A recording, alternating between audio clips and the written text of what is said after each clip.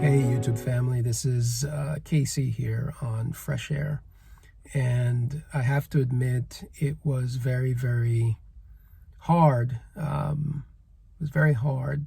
This weekend was probably a difficult weekend for a lot of reasons, but most pointedly, I found myself really thinking about and experiencing a lot of emotions that I don't know if I'd say I'd rather not experience, but that were tough to deal with, looking at everything that's happened and that's happening so far in 2020. It's been a challenge. It's definitely been a challenge. I'm just going to be real with you. It's been a challenge to get up every day, get out here and work on the front lines of the coronavirus pandemic, taking care of people, donning the PPE, wearing a mask for 14 hours, wearing a gown and head, covering and all that stuff. It's been hard. But what was even harder was to look at the video of George Floyd being, pinned and crushed to death by a police officer. That was hard. That was harder than living through and working every day in the coronavirus pandemic, watching people die,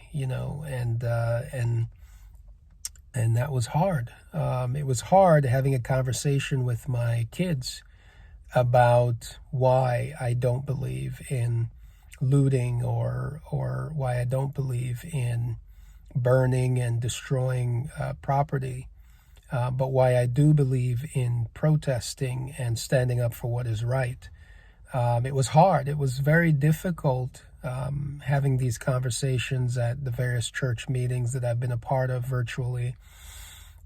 And it was hard. I created my weekly videos, and it just didn't seem right to post my regular weekly video this Monday morning, considering what is happening all around us. It's been hard. I got up this morning, and I have to admit, it was hard putting my scrubs on and coming out here and going to work. In fact, I'm sitting in my car right now in the parking lot, trying to psych myself up and get prepared to go in there and do my job. It's been hard. It was hard last night. I didn't get to bed till maybe about 2 o'clock in the morning, and even then, I didn't get much sleep. I woke up every hour. And then to get up at 5 this morning and get ready for work, it was hard. But harder than all that is reconciling within myself the injustice that continues to pervade American society. The injustice that continues to be so blatant and so prevalent, and that continues to destroy the lives of so many people. Like, at what point in time will this stop? At what point will we realize that a man is a man, regardless of whether he's an Asian man, an African man, a European man, regardless if he comes from an island, regardless if he comes from a continent? A man is a man. And how can someone how can someone kneel on another man's neck for near 10 minutes, despite the cries and the pleas of the bystanders and the onlookers? How can a man do that who is supposed to serve and to protect? How can another police officer stand aside and watch as his colleague, as his teammate, his partner, snuffs out the life of another human being? How? It's hard to stomach. It's hard. It's very hard. It's hard to do the right thing when you look at something like that, when you see the gross injustice that is so deep in American life and in the vein of America. It's hard.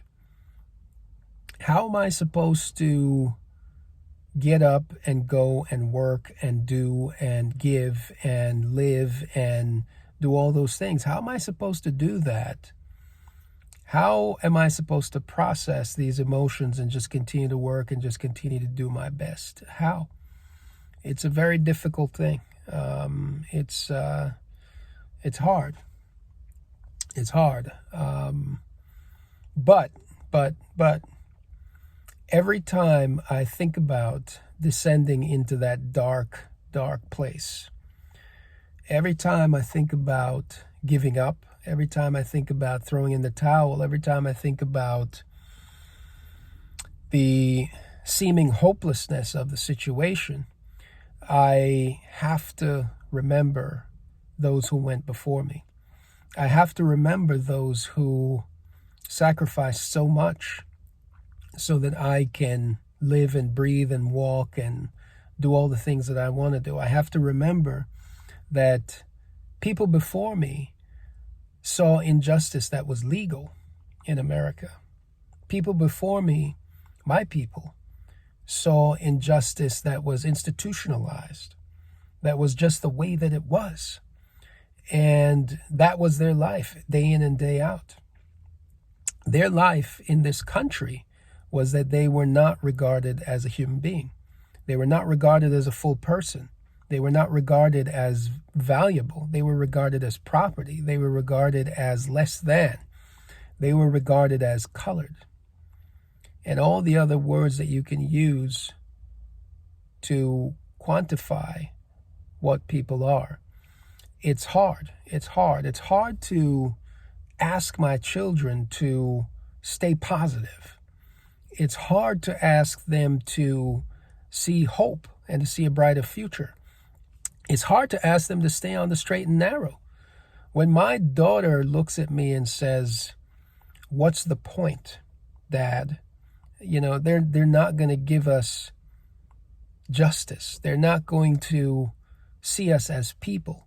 So what's the point? Why should I obey the law? Why should I try? Why should I strive? Why should I be a good person? All these things that you're trying to teach me, why?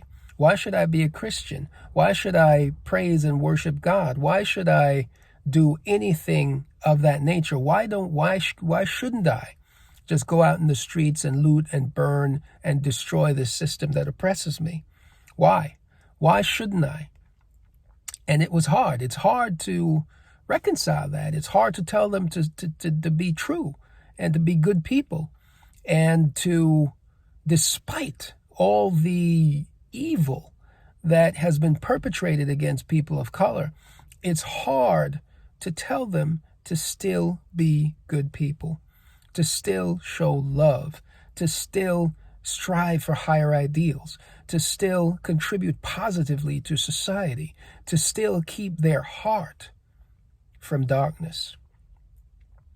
I had a very eventful weekend trying to tell my family, to tell my son and my daughters, to tell my friends and my colleagues and my brothers and sisters in church, to tell them to still be the light in the world full of so much darkness. It was hard. It was hard. But even as hard as it is, I have to, and we have to be the light in the world. If the light doesn't shine in these dark times, what will become of humanity? What will become of our present and our future? If the light doesn't shine, if we, the people of good, don't do good when it matters most, what will happen to humanity? If we, the people who call ourselves Christians, the people who call ourselves good people. I don't care if you're Christian or Muslim or whatever you are. I don't care if you're Hindu. I don't care what religion you ascribe to or what tradition you ascribe to. If we, the people whose desire for good, who are good, stop preaching and stop teaching and stop doing good, even in the face of such wanton evil, then we have lost everything. We have lost all the progress that we have made over the years. We have lost everything. If the light does not shine, we are all lost. And so, as hard as it is, as gut-wrenching as it is, as heart-rending as it is, as depressing as it is, as discouraging as it is, we have to find within ourselves the strength to do good, the strength to help others. Now more than ever, brotherhood, peace, justice must prevail in our hearts and in our lives. Otherwise, we've lost. We have become the monsters that they wanted us to be. And I refuse to be that. I refuse to have my life and my character and myself changed into something that I am not because of the evils of other people. I refuse to do it. I'm not going to let you change me. I'm not going to let you destroy my heart and my soul. I'm not going to let you draw me into your darkness. I'm not going to let you make me into what I am not. I'm going to be what I am. I'm going to choose to be good. I'm going to choose to do what is right. I'm going to choose to help my brother. I'm going to choose to speak out against injustice. I'm going to put my money and my time and my talent into what is good.